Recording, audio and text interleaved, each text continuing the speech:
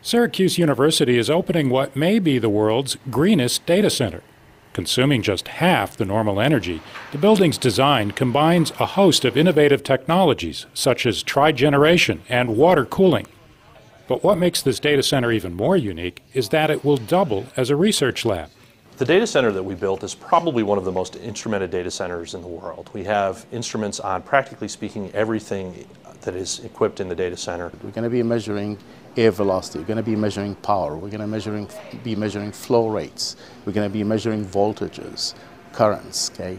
We don't intend to use it just as a production data center, we intend to use it as a living test bed in which we can try the various technologies and optimize these technologies in real time.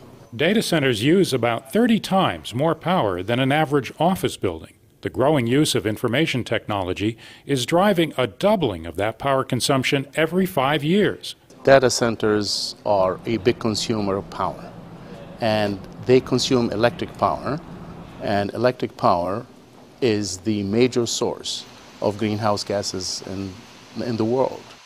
We need to understand how to make data centers smart. And if you can imagine coordinating essentially 12 jet engines, dozens of pumps and other sorts of devices to move water around, blowers to push air that has been chilled through the data center, coordinating all of that is a significant challenge.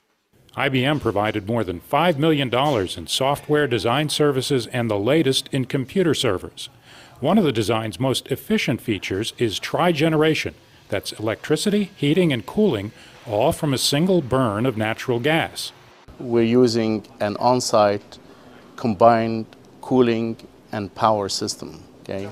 It's based on microturbines driving high-speed electric generators, and the waste heat from that turbine is used for generating the necessary cooling for the data center and for an adjacent building.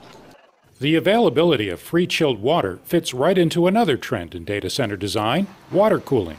It turns out that using chilled water as opposed to just cooling air with traditional air conditioners is a more efficient approach to keeping the data center cool. IBM and Syracuse University will use the knowledge gained from the new operation to help clients looking for similar efficiency gains. University students, professors, and researchers also benefit.